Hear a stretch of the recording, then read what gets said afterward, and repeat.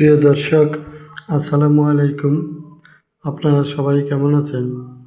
আশা করছি আপনারা সবাই ভালো আছেন। আজকে আপনাদের মাঝে আরও একটি নতুন ভিডিও নিয়ে হাজির হয়েছি। আপনারা অবশ্যই এই ভিডিওটি শেষ পর্যন্ত দেখবেন। আজকে আমরা আপনাদেরকে দেখাবো আমরা কিভাবে আমাদের ফুল বাগানে টগর ফুল গাছ চাষ করেছি এবং সেই গাছটিতে অনেক ফুল ফুটেছে। আপনারা দেখতে পাচ্ছেন সবুজ পাতার মাঝে সাদা সাদা ছোট ফুল। এই টগর ফুল ফুটলে দেখলেই মন ভরে যায়। আপনাদের কাছে কেমন লাগলো এই ফুলগুলো আমাদেরকে কমেন্টস করে জানাবেন।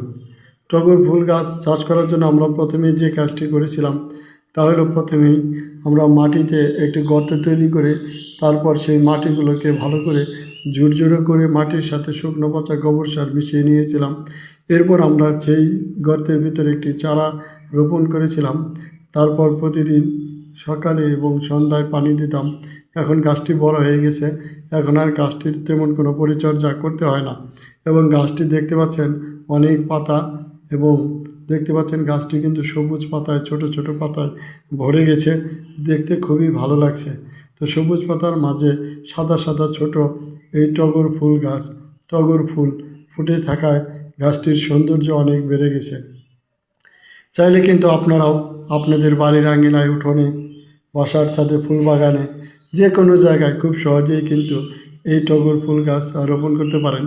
টগর ফুল গাছের জন্য তেমন কোনো পরিচর্যা করতে হয় না এবং দীর্ঘদিন পর্যন্ত এই ফুল গাছ ভালো থাকে। তো আপনাদের কাছে যদি আজকের এই ভিডিওটি ভালো লেগে থাকে তাহলে এই ভিডিওতে একটি লাইক দিয়ে চ্যানেলটি সাবস্ক্রাইব করে দিবেন এবং ভিডিওটি বেশি বেশি শেয়ার করে দিবেন। আপনাদের সাথে আবারও দেখা হবে নতুন কোনো ভিডিও নিয়ে।